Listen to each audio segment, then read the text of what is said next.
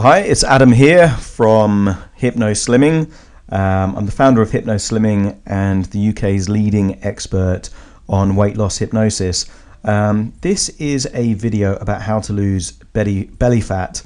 And the reason why I'm doing this video on belly fat specifically is that for those that want to lose weight, the belly, the tummy, the waist is the favorite place to aim to lose weight first.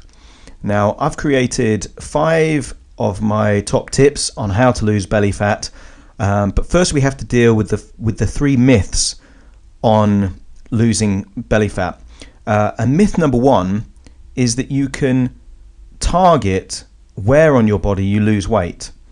And this is a popular myth perpetuated by lots of infomercials and adverts, often selling abdominal exercises that would have you believe that if you just focus on your abdominal area, then you can lose weight there. And that's completely a myth. Secondly, is that you can lose fat on certain parts of your body without losing fat on others. So not necessarily targeting it, but that you can naturally lose weight on different areas without losing fat on all parts of your body. Now, there is an element of truth here. When people typically start losing weight, depending on if they're male or female, or depending on their body type, fat will go from certain parts of their body before it goes to other parts. So that doesn't mean you're not losing fat on other parts. It's just that you tend to lose fat on initial places first. The third myth is that sit-ups and abdominal exercises can help you lose belly fat. Again, this is perpetuated by these kind of infomercials, these kind of ab trainer type of things. Now, the first 2 mean kind of the same thing.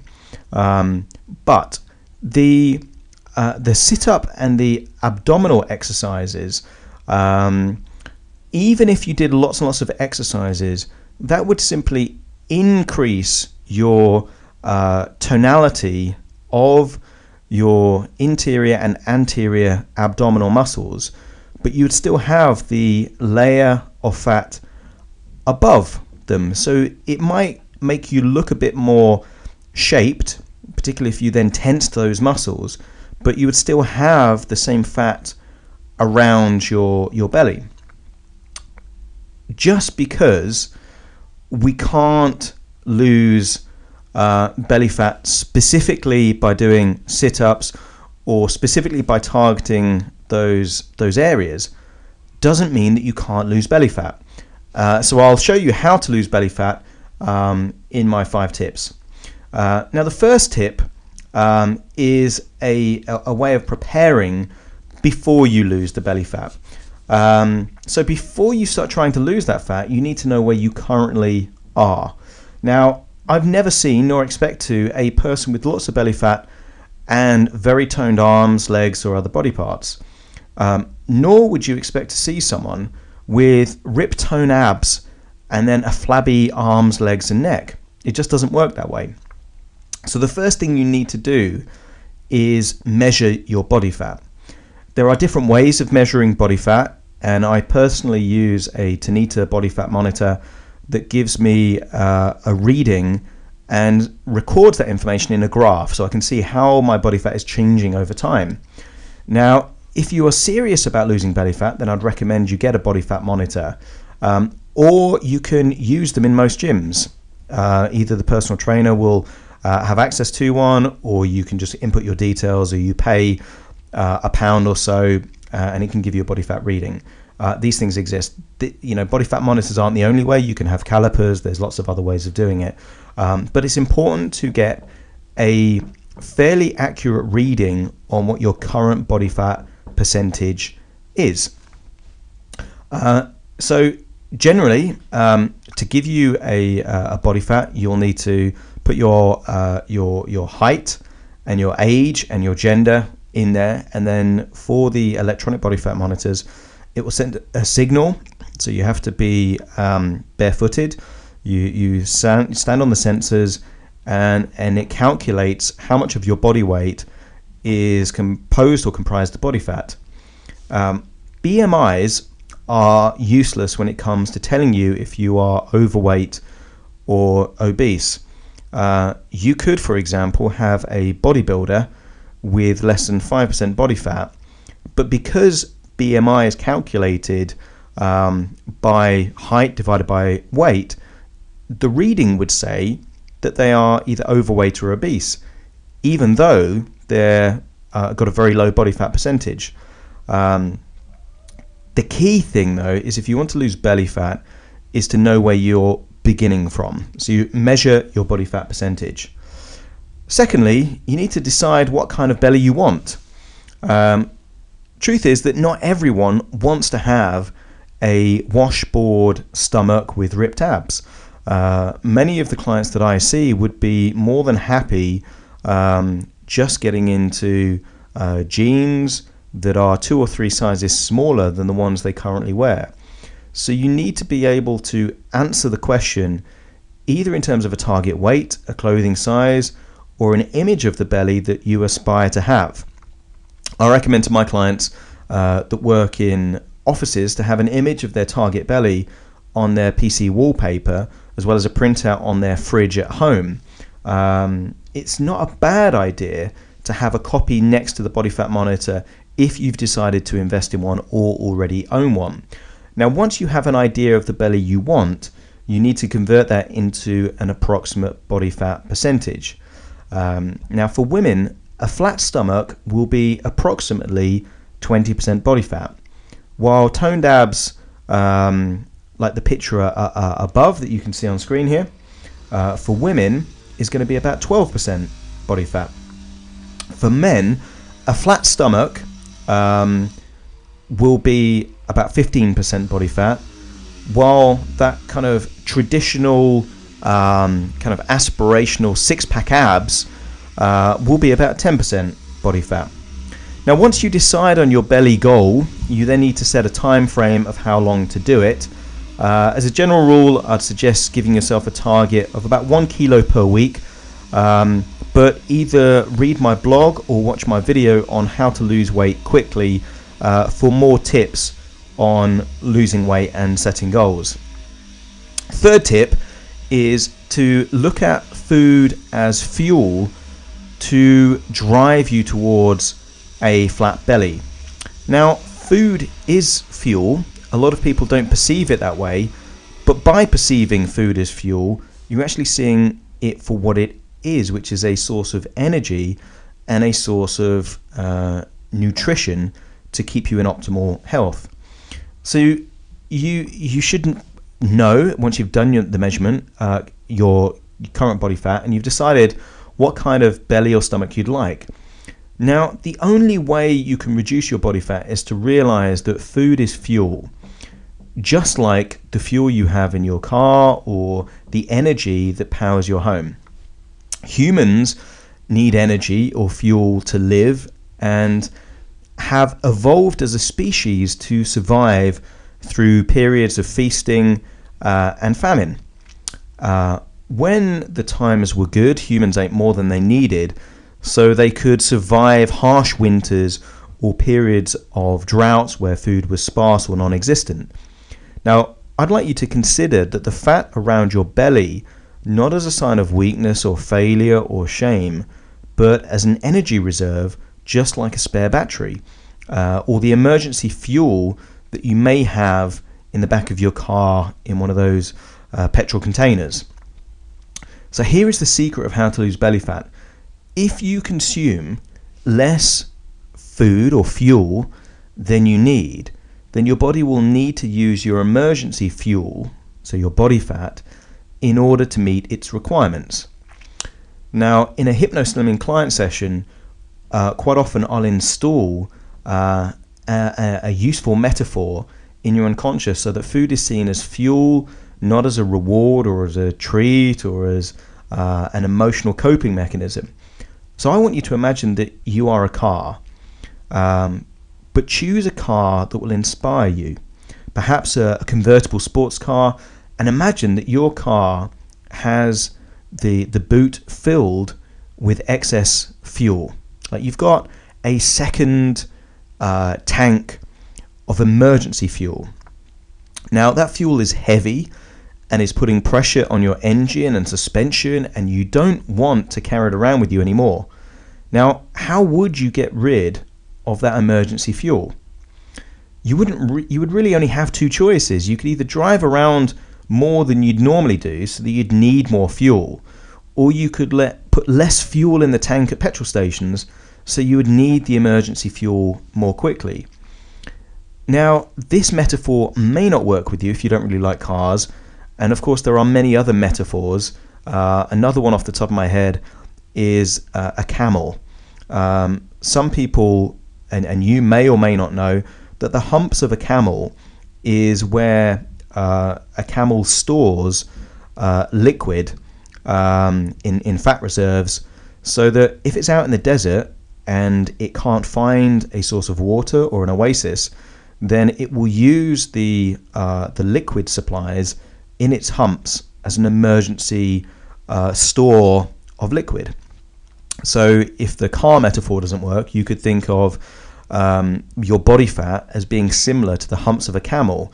Now, the camel would never take those water reserves from its humps if it has access to regular water. This is an emergency supply.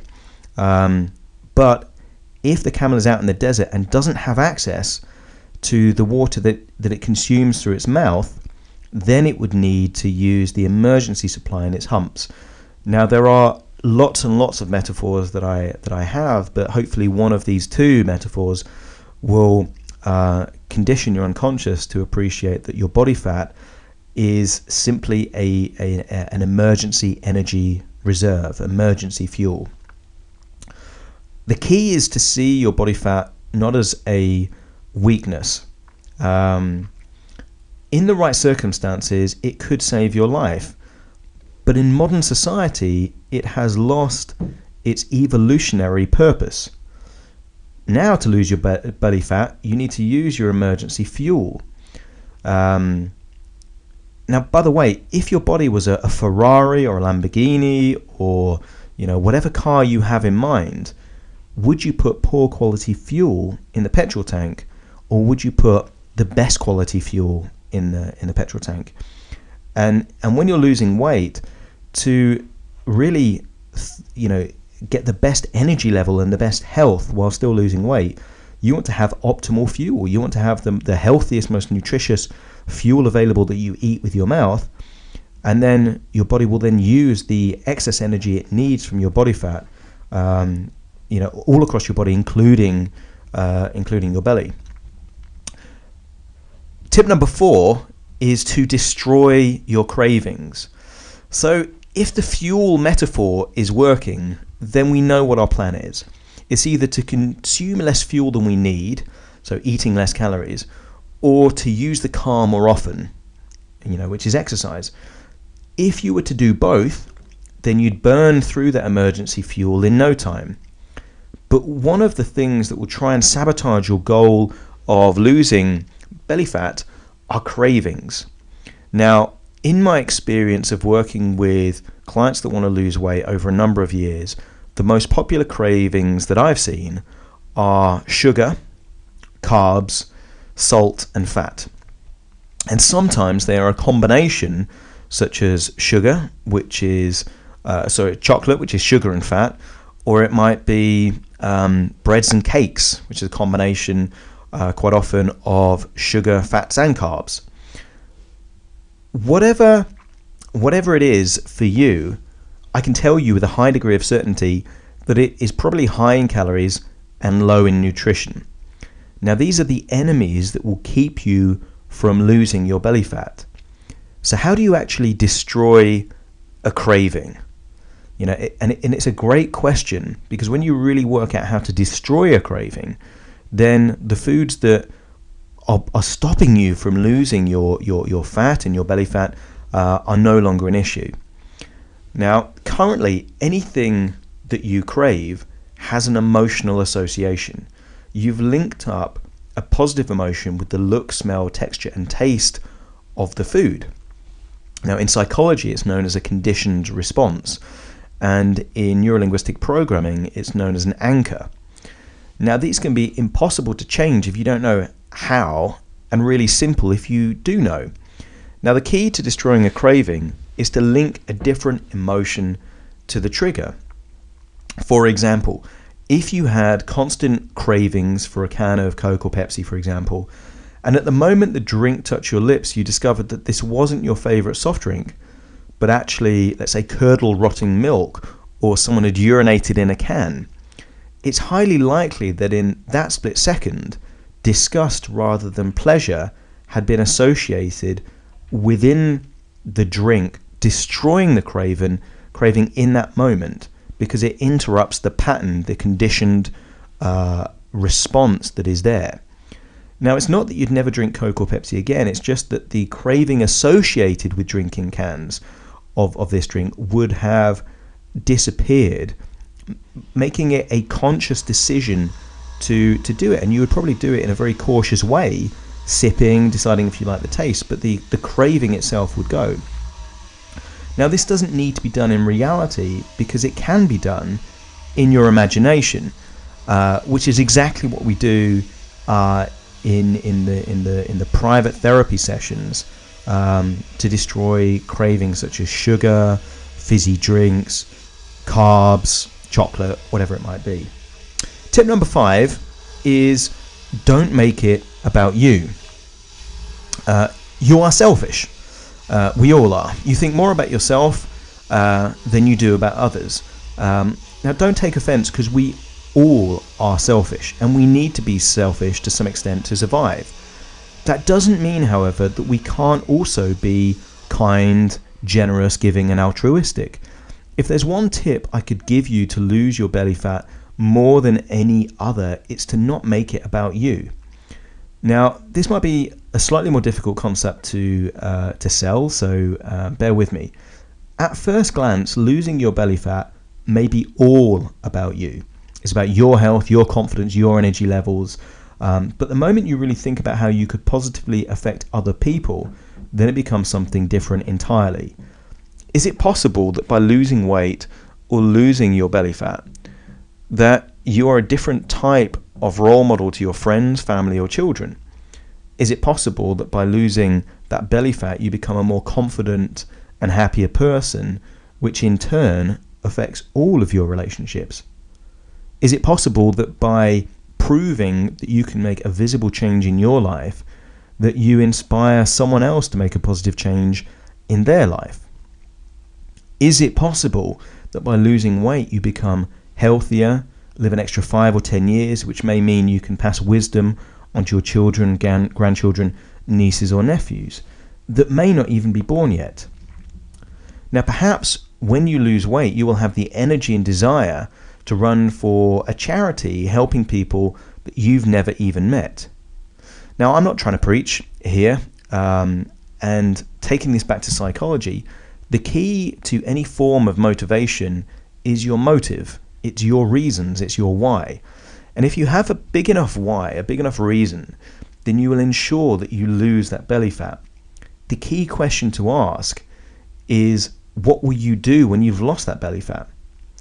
Perhaps you'll reward yourself with a beach holiday, or perhaps you've started doing a sport that you did many years ago. Whatever it is, try and find a reason bigger than yourself, as that will help you to achieve your goal quickly. And I'll give you one example of this in reality. There are many people that sign up for marathons. If you sign up for a marathon and have raised money for a charity, you are much more likely to complete that marathon, even if you're really struggling on the way there, because of two main reasons. One is that you've made a public commitment. Other people are expecting you to finish that marathon. They're going to be asking you how you got on. Secondly, you're raising money for something bigger than yourself. Now, if you just said, right, I'm going to run a marathon, and you start the marathon, you've not told anyone, you've not raised any money for charity, then 14, 15, 60 miles in, 20 miles in, when it gets really tough or painful, you could just decide to quit or walk away, and there wouldn't really be the consequences for that. And that's the power of making the goal bigger than just yourself. Key question that I get asked, not just about losing belly fat, but any weight loss goal, is what if I fail? And a lot of people have the perception that they've failed numerous times in their attempt to lose weight. And when I dig deep into this, what I find is that actually they've been successful for most of the time. I'd say, tell me about the last time that you lost weight. And I say, I lost 3 or 4 stone, but then it all went wrong. And they're missing the key point, is that they had a winning formula quite often for several weeks, several months, where things were working. The key is that they couldn't sustain it, normally because of some kind of internal conflict. So when setting a goal to lose weight or lose belly fat, I want you to think that there is no failure, only feedback. And if you don't quite make it by the deadline that you've set, then you can look at what worked and what didn't and set yourself a new goal. And chances are, if you haven't succeeded in your goal to lose that belly fat, then it's something in your psychology that has held you back. A different part of you in conflict, a different value or belief system that is undermining, sabotaging what your goal is. Now, the HypnoSlimming philosophy is that if you change your mind, you can change your body. And whether you seek additional help from myself and us at HypnoSlimming, or find that additional support from someone else, I'd encourage you that whatever your weight loss goal is, whether it's to lose fat or lose weight, to also look at the psychology attached to doing that, because that's going to massively increase your likelihood of achieving your goal, whatever your goal might be. Now, if you are interested in using hypnosis or neurolinguistic programming to align your mindset with your goals and strategy to massively increase your ability to lose weight and to achieve the goals that you've set, I'd encourage you to visit hypnoslimming.com and click on the free test. The test itself is about 60 seconds, and you will find out whether or not hypnosis would be a useful tool for you to use to lose weight. But also, I will send you an audio download, normally priced at about £30, that will immediately increase your resources and motivation and strategic approach to lose weight as well. If you have any questions, you can get in contact with me by looking for HypnoSlimming on either Facebook, Twitter, or just go to hypnoslimming.com.